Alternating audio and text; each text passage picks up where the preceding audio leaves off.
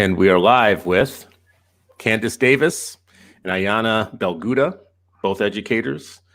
We have just established in the pre-talk just a couple minutes ago that I was going to say DC educators, but they are people who have educated in DC who happen to be in the DC area. So let's just be clear about that. Good morning, ladies. Thank you for joining me. Good morning. Thank you for having us. This morning we want to talk a little bit about your time inside of a school in DC where you experienced firsthand or were able to see firsthand some of the issues that go down with teachers, educators, administrators, charter school leaders, and students themselves.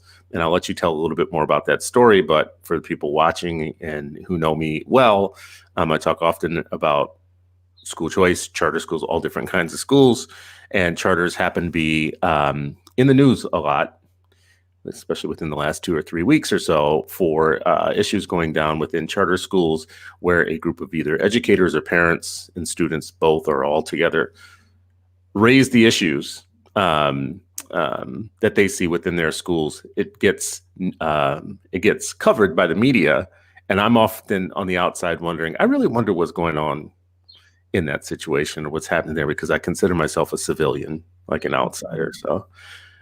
So good morning. Where do we start with the issue of, let's just set it up.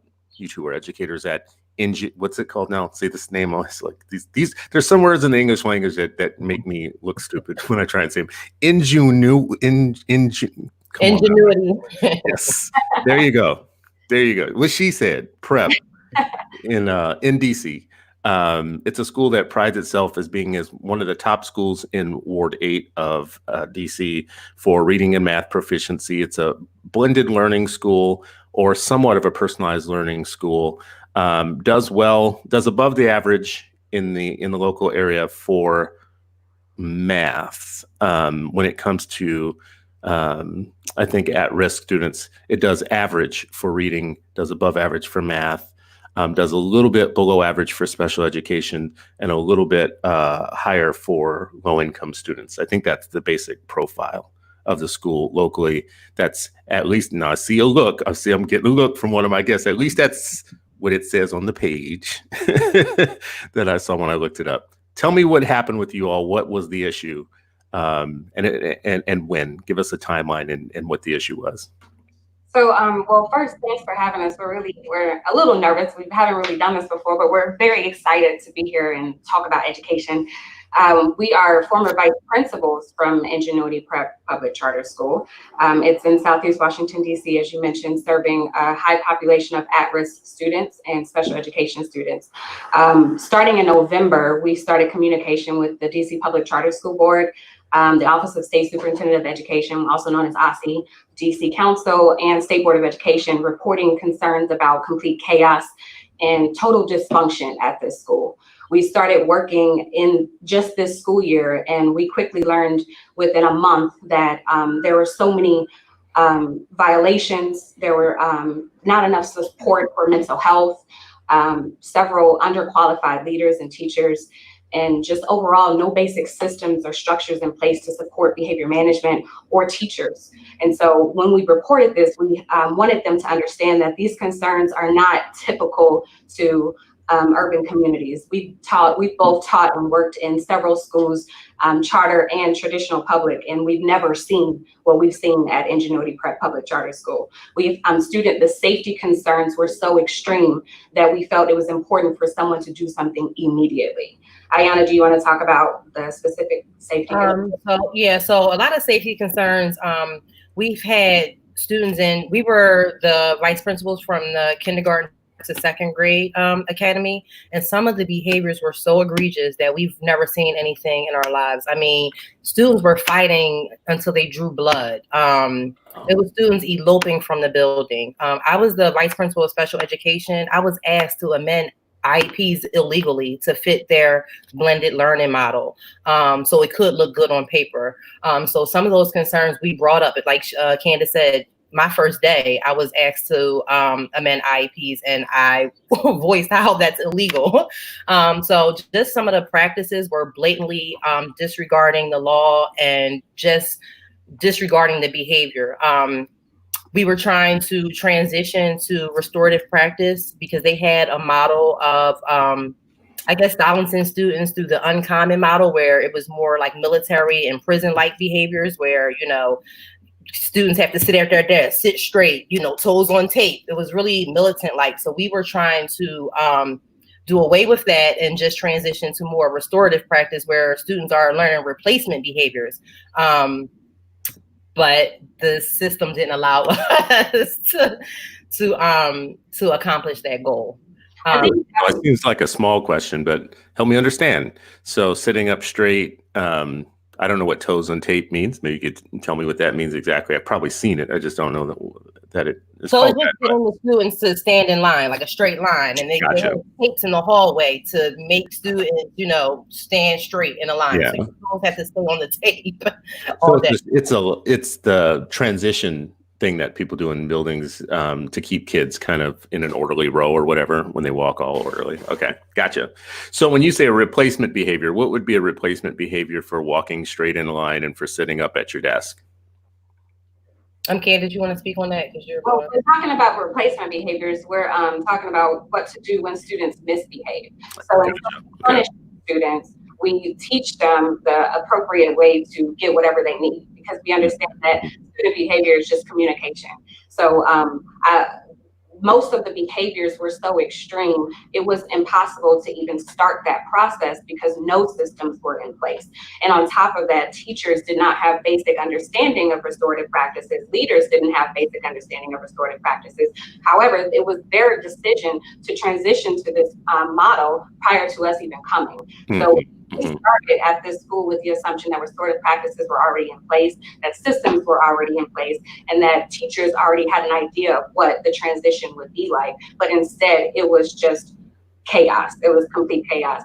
Additional behaviors included students taking off their clothes, exposing genitals, using the most vulgar language all of the time. There were adults were asked to put students in an empty room where they continued the behavior because there was nothing else to do. So they're just thrown in rooms and allowed to just continue to misbehave because no one has solutions. What we did do, though, was provide solutions. And so the reason we started communicating with all DC education authorities is because we provided solutions based on our experiences from other schools, based on our expertise, our education, our background. And we said, this is what we can do to fix this problem. We addressed the concerns with the executive team, including the CEO, and said, we see real issues. Some of them are violations of laws, and some of them are just complete educational neglect. We have so many concerns and we can't address any of them because nothing is in place.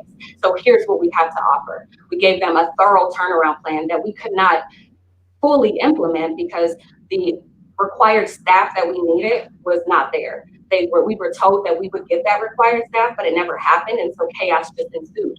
So when we started to communicate with the DC Public Charter School Board, they were very responsive in the beginning.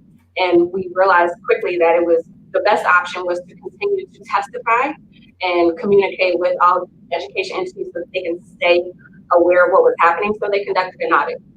The DC Public Charter School Board did an audit, and then OSCE did an investigation.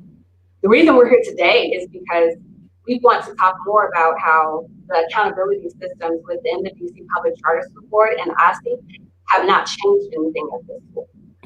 People to understand that we followed the process of filing complaints, sitting in meetings, speaking with the executive director and the board chair and the people who conduct these audits. And we've had real conversations, and we continue to provide ongoing reports on almost a monthly basis, letting them know what's still happening in the building. We spoke on behalf of parents. We filed complaints with parents.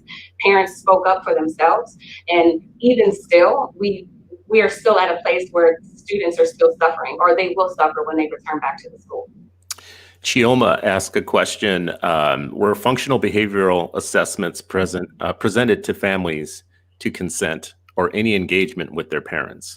So that was another issue because of the structures that was in place before we came, that it wouldn't allow some of the social workers to conduct functional behavior assessments because students weren't in their appropriate settings. So if there was a student who should have been maybe in a self-contained class or maybe in a class that had less students, but you threw them into a full inclusion class without having proper documentation, the social worker couldn't conduct FBAs for most of the students because there was no data to support that that was the appropriate placement for students. And sometimes behaviors will be so egregious that they would take students out of their environment. Also, another, way to prevent the social worker to conduct FBA. So it was highly unsuccessful because of the structures that were in place before we were there as vice principals. So it was a lot of structural issues that prevented a lot of work from being done. One thing that looks like it was at issue with this charter chain and with other schools nationally is when you try and take kids in special education and take them out of more restrictive environments and put them into what's considered to be like regular ed classrooms or mainstreamed or whatnot, it seems like it becomes an issue with somebody almost everywhere where that's proposed, whether it's a district or a charter school or a local school.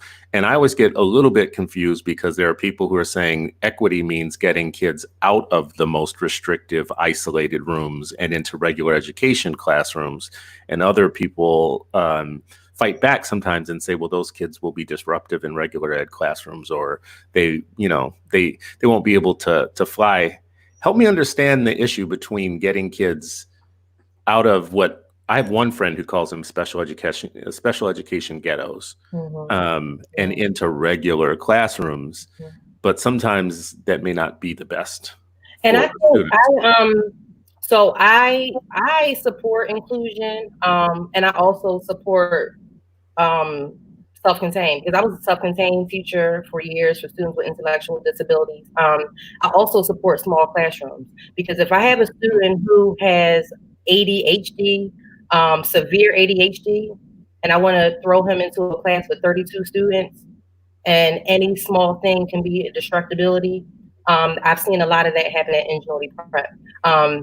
This is a student who could function in a small classroom with students who are, quote, general education students. I support inclusion with small classrooms, but I do not support throwing students into classrooms without the proper trained teachers and with overcrowded classrooms. That's not inclusion. And I think a lot of people think that just throw them all in without the supports, without trainings from teachers, and just for the sake of it being inclusion. Students need small classrooms, and it could be a full inclusion class.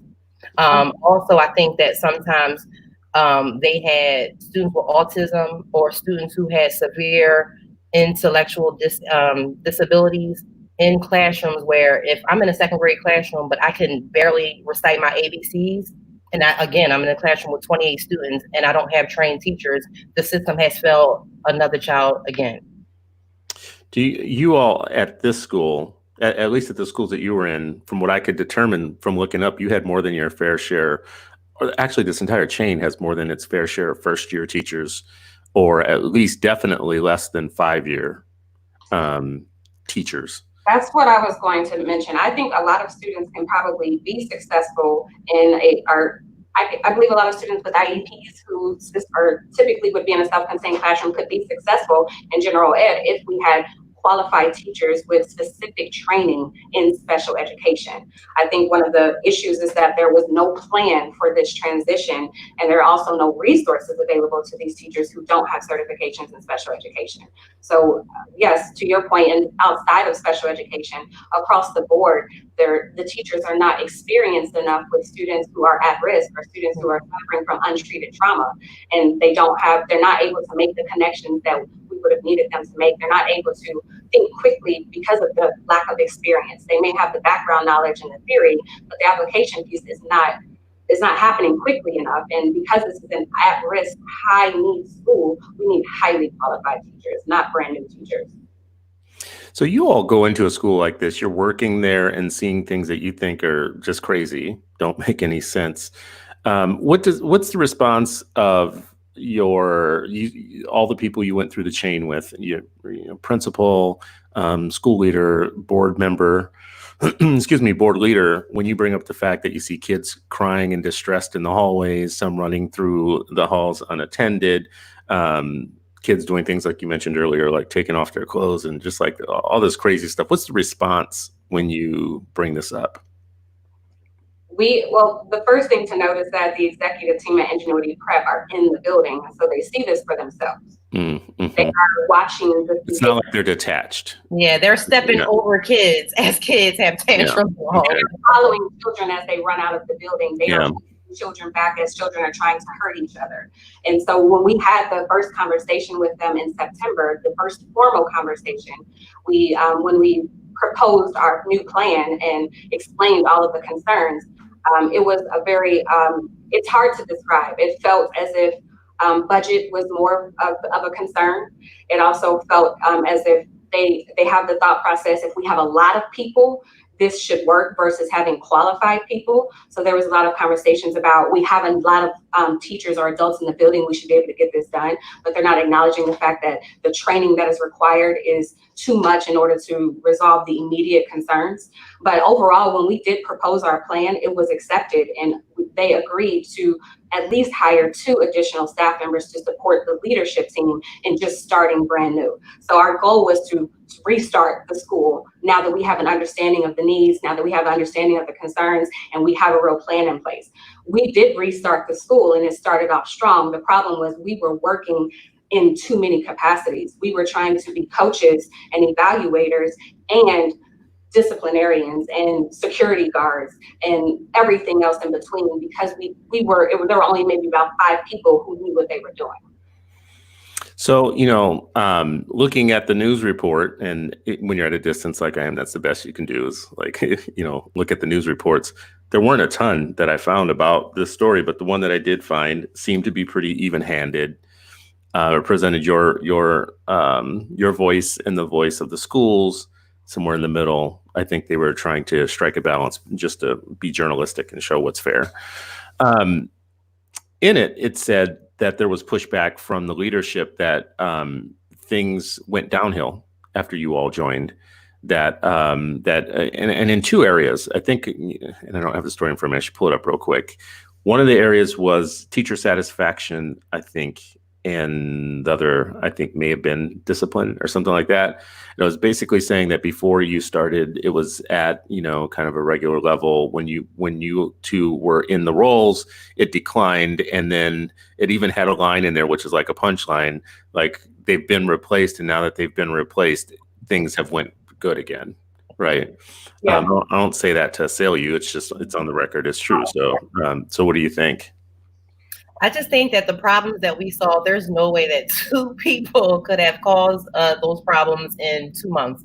Mm-hmm. We were there from August to November.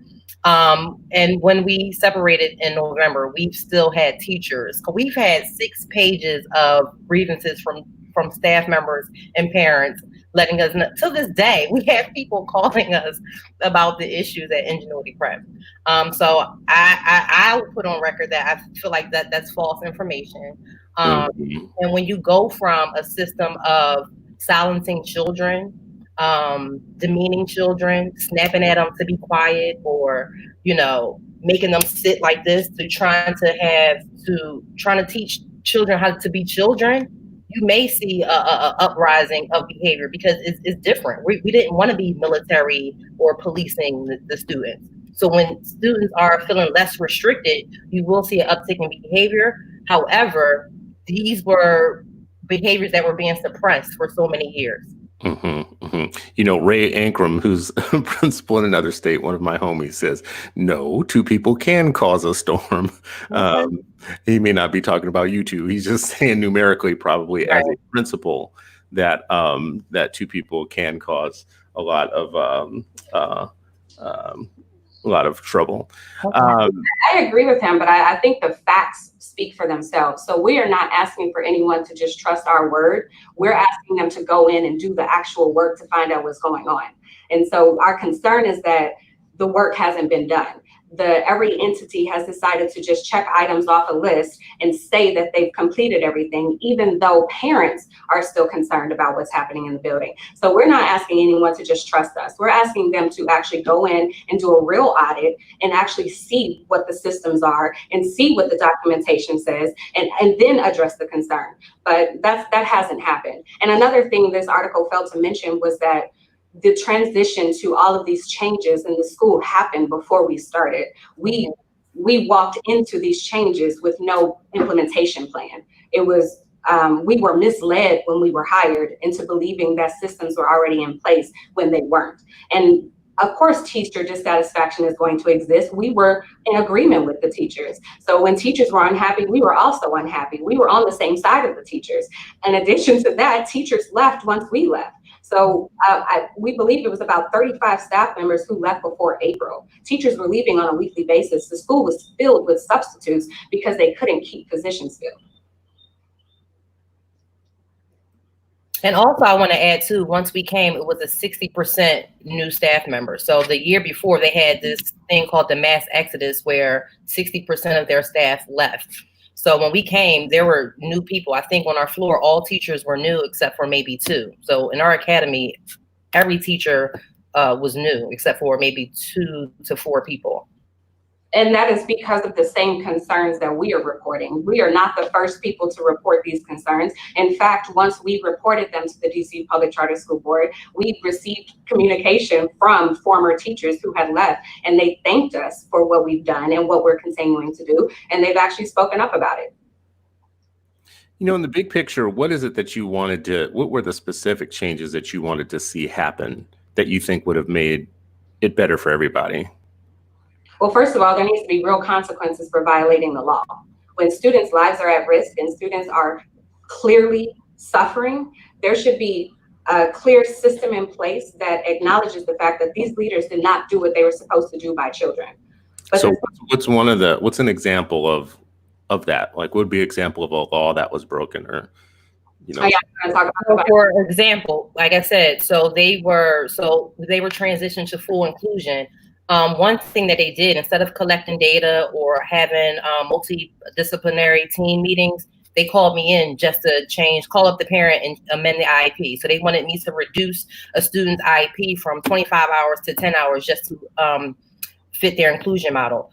Some of my teachers that I had on my team were not experienced teachers at all, but they had teaching students with autism. I had about 4 students with autism, and I had someone who was never a teacher, their main teacher. So one thing that we wanted to change, I wanted to hire 2 qualified teachers to help with the autism program and to also help for pull-out services, so for resources. So that was one thing that we had on our agenda to make some changes, just hiring 2 qualified educators to support with the special education program. I think something else that we needed a behavior tech to help support our dean of students, because our dean of students, she was just by herself, but she needed a behavior tech person to help her manage the, what was the name of the, because Candace can speak more on the restorative piece. But she needed an additional person to help support her with the restorative practice. So these were some changes that we were asking for back in September to kind of make, some systems fall in place.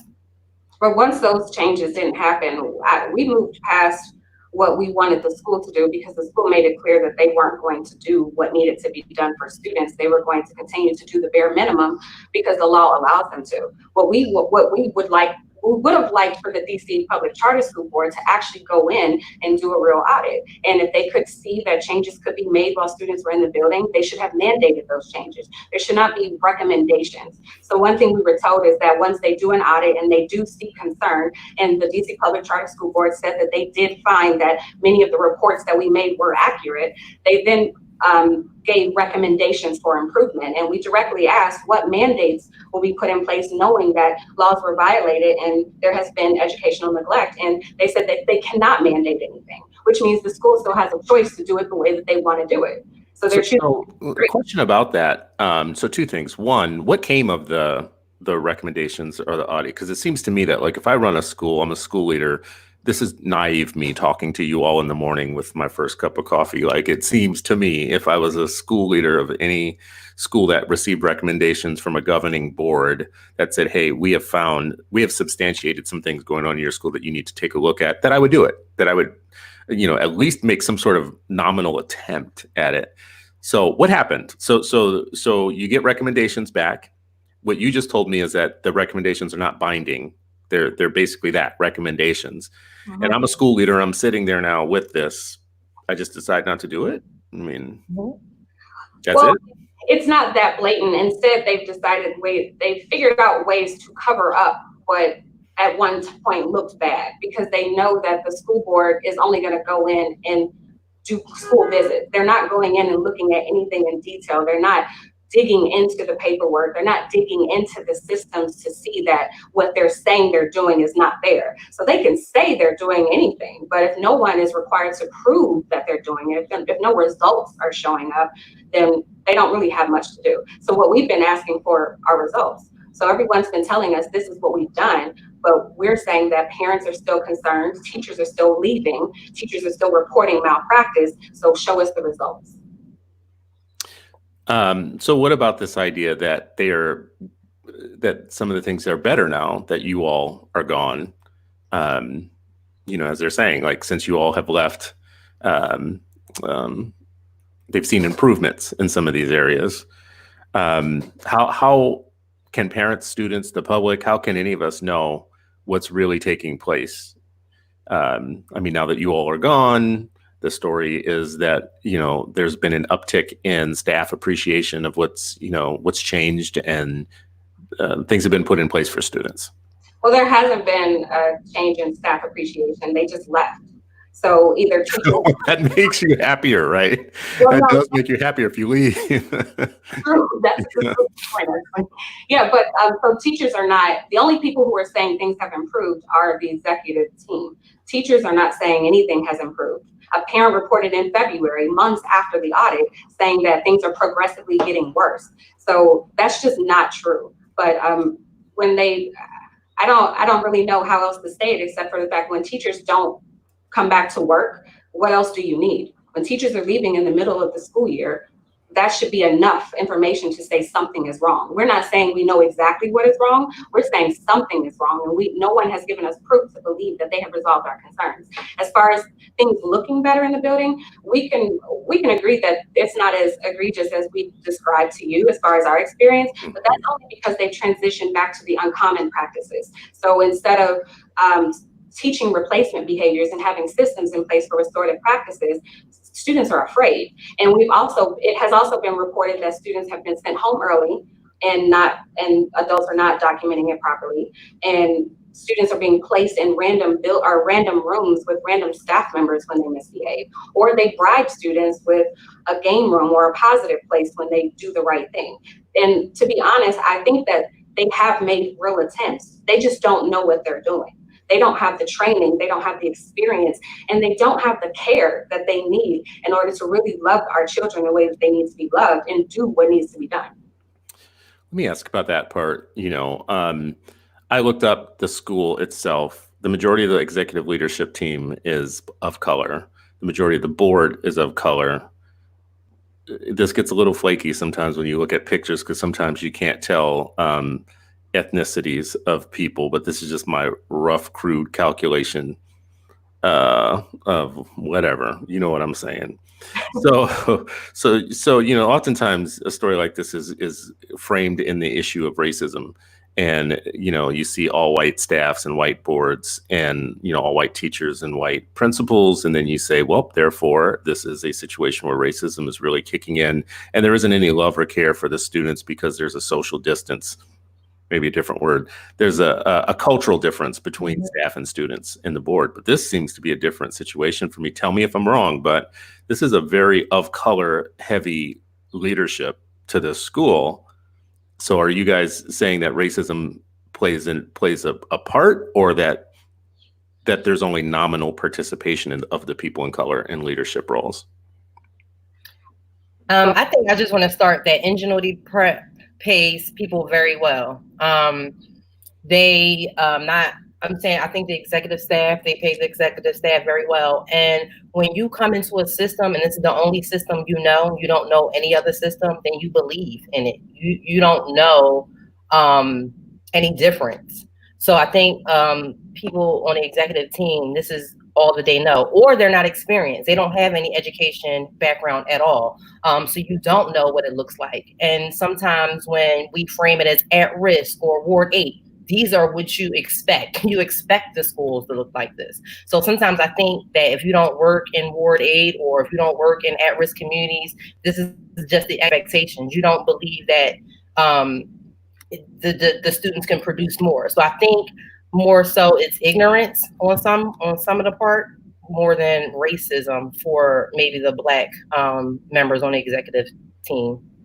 Along with that, the CEO and the board's chair are both white men, and they are very much in control of everything that happens in that school. And teachers have very little say, leaders have very little say, which is why they choose to leave. When thinking about the people of color who are in leadership, the principal for the K2 Academy and the principal for the 6th grade academy, along with the vice principal for the 6th grade academy, have all left. The chief of staff has no education background, so she wouldn't understand what we are concerned about. So the CAO is the only one that I would consider as one who has been there the whole time and continues to support. But I think it goes back to a large salary along with not having a lot of experience to know that this could be done differently and better. But again, it goes back to teachers are leaving, leaders are leaving. The COO, who was a Black man, left in March. So people are not sticking around. And also the co-founder, he resigned last year because of all these issues. So the co-founder left because of these concerns that were brought up. So this is the person who actually started the school in the beginning? Actually, is one of the people who left? He didn't completely leave, but he's no longer the CEO of the school. Yeah, he's still on. He's on the payroll as a consultant, but he stepped down as, the CEO. Yeah. I want to say too, just to be fair and to be honest, and listen, I'm always down for a fair story. Everybody knows that I am a big supporter of charter schools. I'm definitely a big supporter of test scores and outcomes, and I'm definitely a person that brings a critique of systems and what I call education deserts, where there are places where entire groups of kids, regardless of what kind of school they're in, are not getting a great education. So I just want to say two things. The first one is, in being fair, I looked through the leadership of the team, and from what I was able to see, I made a decision about who was of color and who wasn't. There's some that don't have pictures there, but the names make me think that it's a person of color or a very rare white person. So I think the school should get all the pictures up just so that we know for sure what we're dealing with if they want to present their leadership team. The second thing is that when I look at Ward 8 as an area, did some looking just in general test scores and what the averages are across schools, it's not great. It's terrible, as a matter of fact, in some ways. And I don't know enough about DC to know this is Ward 8 or this is Ward 3. New Orleans, we have the 9th Ward and the 7th Ward. And if you live there, you know something about wards. You know what this ward is and that one is. I don't. At a distance, I just know that when I looked at the averages for Ward 8, it'd be easy to say, we're doing well if you just have some nominal gains. But I do want to ask you all, on paper, say it again. Say it for me. Ingenuity. I'm just going to make myself look dumb with this word. That school, I'm going to start calling it that school, it does pretty well. I'm looking at the school ratings. They get a 7 out of a 10, which is in the green zone of great schools ratings for schools. Their academics, their test scores look pretty good. Now, in that ward, I think the averages in proficiency are like a little above a third of kids are proficient in reading and math. So like I said before, it wouldn't be, you can even say you're doing really well in a ward like that and still the majority of your kids not be doing well. I just want to put that out there. But if you're a parent in that area, I think that's the thing. They do like we're talking about performative, they do a really good job at, when you walk into the building, is a brightly lit. Well, the building doesn't have any windows. Let's just start that off. There's no windows in the building at all. But when you do walk in, it's highly decorated. It's bright.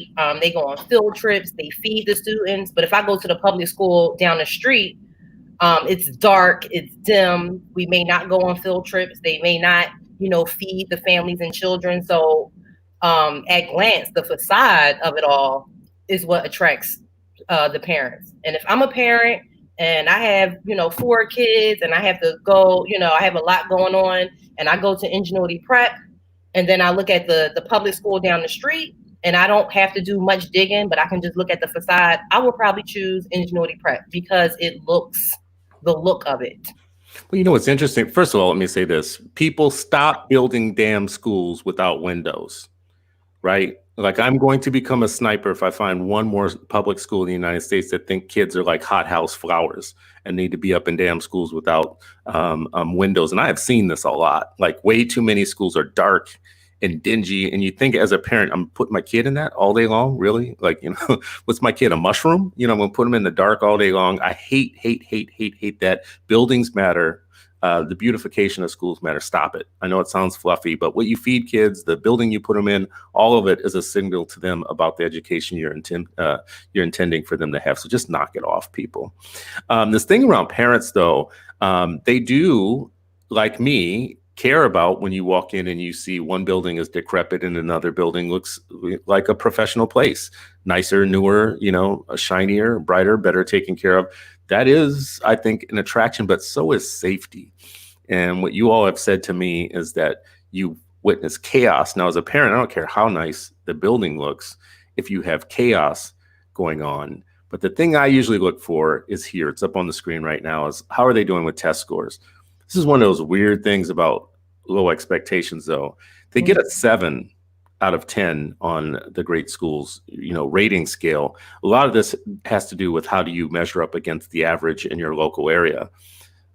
So math performance at 38% proficiency, English at 35%, which is, it's aligned with the state average in math, a little bit lower in English. And it's called, worth a deeper look, meaning that there is student progress is generally pretty good at this school, or at least worthy of looking at in comparison to other schools. This is a 97% school of African-American students, Black students. So how is it, that you all see this school, though, doing well in this area, like with tests? They're still doing pretty well, even with what we have all that we've said. Lots of first-year teachers, below 5-year teachers, lots of teachers with below 5 years on the job. You guys have just mentioned hella attrition, like crazy attrition of teachers, staff, and general chaos in terms of discipline, but still putting up the numbers on tests. How's that work out? What I'll say is that we can't really speak to these numbers because we weren't there in the previous school years. But what I will say is, as the vice principal of literacy, when we did assessments at the beginning of the school year, we noticed quickly that there were major discrepancies between last year's data and the current data when matching the numbers. So I don't know what it looked like for testing last year. And again, last year's model was different when they were doing a very prison-like way of responding to student behavior. But I do know that there are reporting discrepancies, there are testing discrepancies. I know that the technology itself is not solid, but to be very frank, I don't care about those numbers. What I care about is what I saw when I walked in that building and what I experienced on a daily basis, which was students crying out for our help. They were literally crying out for our help, and our hands were tied because we were surrounded by people who either wanted to help and couldn't, or people who chose not to help, meaning the executive team who did not provide the resources, staff that we needed. Vashon asks, what is the average tenure of staff at this school, both leadership and teaching staff? Do you all have insight into that? Or a year, 2 years? Yeah. I almost like two different categories. You have a group of people who've been there since day one, and they are loyal and they are committed, and most of them only know this system, so they don't understand the concerns that we're reporting. And then you have the other group of people who had other experiences, and they leave either the same year or quickly after. Would it be your idea though that it's getting worse, or that it went through a bad period and it may be getting better?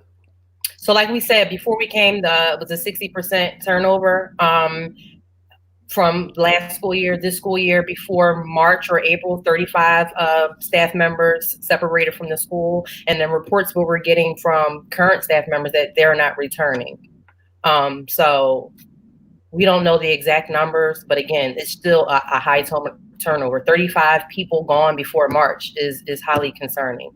It could potentially get worse though. So one thing we haven't mentioned is that we had a conversation with the executive team on June 3rd. So one of the requests we made to every entity is that if you all believe that this school has resolved our concerns, please show us. Please show us the systems that have been put in place to fix all of these problems. And so the executive team decided to meet with us, and they started off okay with talking about the additional people that they hired because they knew that was our biggest concern. But what they didn't speak to was the qualifications of those people. So what we're worried about is that they will try to clean everything up and hire all of these people, but the CEO told us that they are not required to hire certified people by law, and so that is not something they're focused on. So no matter how many people they have in place, there are going to be tons of brand new people, but more than likely they're going to turn around as soon as they find out that there are no systems in place and there is nothing substantial for them to look forward to as far as a plan. Like there are no plans. We asked them specifically, what are the plans for the students who exhibit extreme behaviors? They had no plan. We asked them for the plans for resources with the special education department. There is no plan. We spoke specifically to concerns that teachers reported out to us, and they had no plan. So I am led to believe that it will get worse. Is part of the problem here the nature of volunteer boards? I mean, when you try to engage with the board of the school, did you get a sense that they were engaged but just disagreed with you, or that they were not necessarily engaged? There are ways of which being on a board is kind of performative in episodes, like a meeting, and then you don't think about the school for the time until the next meeting, right? So someone brings these things to your attention. It's not like you've been kind of enmeshed in the culture of the school as leadership. You've kind of been, in a volunteer position. Did you have a sense when you engaged with the board that they were engaged and disagreed with you, or they just weren't aware of everything that was taking place? So initially, our first meeting with board members, they were initially supportive. They heard our ideas. They were very friendly. But as time progressed, it just seemed like, again, they explained to us that they can only provide recommendations, that they cannot mandate, they cannot do what we've asked as far as, just making sure that they put certain systems in place. So I think to be clear too, I want to talk about there are two boards here. So like there's the board of the actual school, and then there's the DC charter board. Did you I'm thinking of specifically your first stop with the schools board, right? Like, their board. So what's their level of engagement and what they need in terms of information to even make good governing decisions, like when they're confronted with what you're saying? Candace, you want to speak on that? Sure. We emailed every board member that we could get contact information for, and the board chair replied back to us the first time and just said that he received our concerns, and it felt as if we would never hear from him again.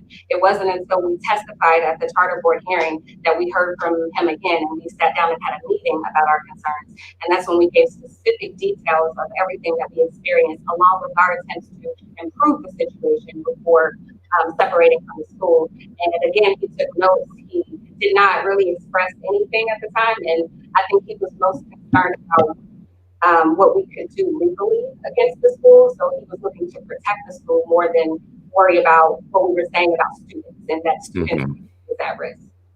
Was there some sort of threat to him in general that, was there a PR threat? to him or the school leader in that, like, if you don't meet our demands, we will create a media event, which is something that I see in other schools, which is basically sometimes staff have a problem, and when they have a problem and they don't get heard, they say basically like, will become your worst nightmare, which is to have you show up in the paper the next day. And that's starting to happen with pretty regular frequency, is that school leaders are facing like waking up one morning, finding themselves in the newspaper because they didn't do a thing or two. Was that at issue? We didn't make any threats because we had genuine concern and interest in students, and we were not trying to make anything about adults. We wanted to make sure that everybody was focusing on what students need. So it was very important to us that we followed the system as it existed. We didn't plan on coming to any news outlet and talking about anything if we felt that the DC Public Charter School Board could do something about it, or the schools board. But we quickly learned that the schools board was in alignment with the school's executive team. And we feel like it has been said to us that we are being painted as just disgruntled employees. So we are being looked at as if we are just angry and because maybe we didn't get our way, but no one is asking why we're disgruntled. It's almost like it's a problem to be disgruntled, as if we shouldn't be. We should be disgruntled because students are not safe and teachers are running out of the building, which means our safety concerns are increasing. But we really don't know what they're saying exactly. We just know that they are brushing our concerns off as if they're not true and as if we're just angry. Can I just address, I was just looking at the comments. We did take the proper steps. We met with the admin team. We met with the schools board. Once we had no resolve there, we did start speaking at the charter school meetings. We've been speaking at the charter DC PCSB meeting since November. So we have been taking those steps, and that's why we're here still, because there's still no resolve. They're still allowing the school to operate without providing evidence or any data to support that any improvements has been made. So I'm just responding to Raymond's statement about the steps. So we did talk to the school admin. We went to the board, and then we went to the DC Public Charter School Board. And we also went to ALSI, and we also went to the State Board of Education, and we've also spoken with DC Council several times. We've spoken to everyone, and we can say that I'd like to say that everybody did what they can do. They did what their responsibilities say that they are supposed to do. The problem is they are not required to do more. So they have to actually care in order to go the extra mile and do the real digging. So they checked everything off their list from the schools board all the way to the State Board of Education. Everybody has checked everything off, but no one is required to protect children at the end of the day. It feels like everyone is saying this school is innocent until proven guilty, regardless of the concerns that we continue to get. I mean, that's an interesting point, though, and you've just described a lot of levels of accountability. So, I mean, it'd be easy to be watching this and listening to what we're saying and talk about this and think, well, there they go again with charter schools, with saying that charter schools are unaccountable, nobody listens, they do bad things with kids or whatnot. I think the ironic thing in what I'm hearing and what you're saying, though, is that there are all these different levels of accountability where people could be involved. Now, I mean, to be fair to you all and to the other side, though, they're disagreeing with you. So there's a lot of people at a lot of different levels that have looked into what you're saying, and your conclusion is that they're doing nothing and that that they're not caring about kids in a way, not doing what's best about kids. But it gets harder and harder and harder to imagine that you have that many different people sitting at that many different seats in that many different agencies. You know, like you have you just definitely mentioned more levels than we have here locally where I'm at. Like there's multiple stops that you have, like places you can go, other places you can go that doesn't feel like we have in my state. So how much of this is really about everybody has taken a look at the things that you all are pointing out, but they pedagogically or policy-wise or practice-wise, you all just disagree. Not that anybody's like really, trying to hate children or anything. But we were actually found guilty. So when OSSI did their audit, when PCSB, they agreed with us. They said everything that we said is true. They agreed with us.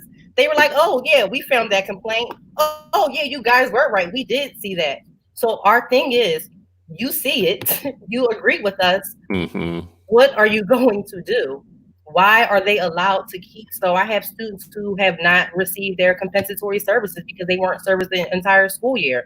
What are you doing for students who were misplaced the entire year? So if you said that they are guilty, and you're only giving recommendations, and they can just write a checklist, we're doing it. But again, when you dig deeper, where's the plan? Where's the data to show the improvement? So I think that's what it is. We tried to get families involved. Families tap out. We had a couple parents who were ready to speak up. They tap out because they don't. It's the system is so ambiguous. There is so many layers. Even like we said, for us as experienced educators, it's been hard for us to navigate the system. So imagine a parent who don't have the background knowledge or resources to navigate this. Teachers are afraid to speak up because of retaliation. So it's people see it, people agree with us, but again, that's why we're here. Who is holding the school accountable? Who's holding HASI accountable? Who's holding the DC Public Charter School Board accountable? These are federal laws. I don't like, we don't know. That's why we're here trying to figure out who can help us to know who can hold the school accountable for the laws that they agree that have been broken. And I want to emphasize that the DC Public Charter Schools Board's audit confirmed our reports, and OSSI's investigation confirmed many of our reports, along with the schools responding to OSSI's first communication, agreeing or admitting to violations of IDEA. So it's not that the school was perfect the whole time and we've just made up a whole story. It has been made clear, but I cannot emphasize enough who is going to respond to the fact that teachers are leaving the building on a weekly basis. How are we going to show any academic improvement, any social, emotional improvement if teachers are not sticking around? That should be enough data all by itself. But again, we're not asking for anyone to just take our word for it. We're asking them to do more. So it shouldn't be that they just disagree with us when a parent shows up and says, this is what I witnessed when I walked into a classroom today. And she talked about, a parent specifically wrote about a complaint with the DC Public Charter School Board in February, stating that she saw children standing or sitting on top of desks, fighting each other to the point where a teacher had to put some students outside of the building. They're screaming and cursing to the top of their lungs, and no one was available to help. This was happened in February after their audit in November. So it's not about disagreeing. It's about what they're willing to do. They are not willing to go the extra mile because their job description says that they don't have to. Do you all have local parent advocacy? It seems like there's been a lot of comments here in the comment thread around who has helped parents actually keep all these bodies accountable. So, generally, there's a few advocacy groups. We've even tried to help parents. Like when we first started, we tried to create our own advocacy groups. There's PAVE, I think, and then also there's the ombudsman's office that they do mediations with the school and the families. But like again, we've had a lot of parents on board, but parents, they tap out early. If we talk about at-risk communities, then we're talking about at-risk parents. And this is hard work. This is hard work. I have a child with an IEP, and even when I have to advocate for her, it's a lot of work, and it's a lot of footwork. So unfortunately they give up because they don't believe that the system worked for them. They've seen the system fail for them, and they just don't believe in it. So we have at least 10 parents on board, and now we have one parent, and she's getting tired. She's starting to believe that the system will never work for her or her child. Speaking of that parent, we assisted this parent with filing a complaint with the Office of State Superintendent of Education, which is called OSSI. And when we assisted with this process, the OSSI set up a mediation with the parent and the school.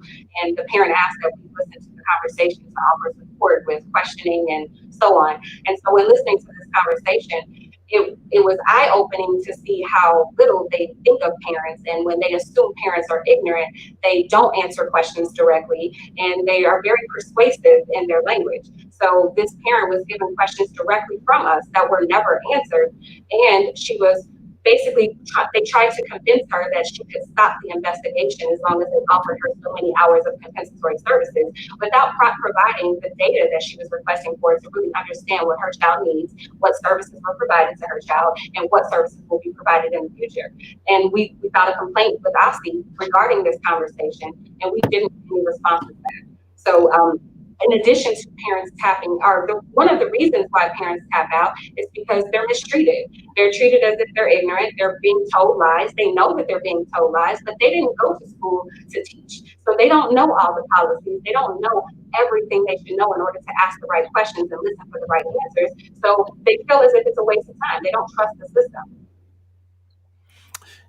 Parents have kids that they need to get into school specifically to get them an education. Mm-hmm. And at times it feels like they're being asked by the system to become full-time professional parents, like bird dogging a system that's already supposed to be accountable. There's been several things in the comments here, and I think we've had some really rich and I think great comments here throughout the day. I think one of the things that's a thread here really is around the parents, though, making sure that parents are supported to know how they make any system accountable, how they make any governing group accountable. And if you're listening to this sounds very DC specific, but in any, whether you have charters or not, whether you have a charter board or not, whatever you have, there's a system of governance in place somewhere that you better be insightful as a parent, like active, because wherever you are, you can find kids who are not being well treated, and it happens in the darkness. And until some parent or some activist or some reporter or somebody figures it out and sees it, you're kind of on your own as a parent, right? It's great when you have educators that will work with you and help you kind of understand the system and navigate it. So I'm glad that you say locally there is some parent advocacy, but this is what I'm getting out of the situation there locally. You have lots of levels of people involved who can do something. They have the power to do something, and that's not always working out.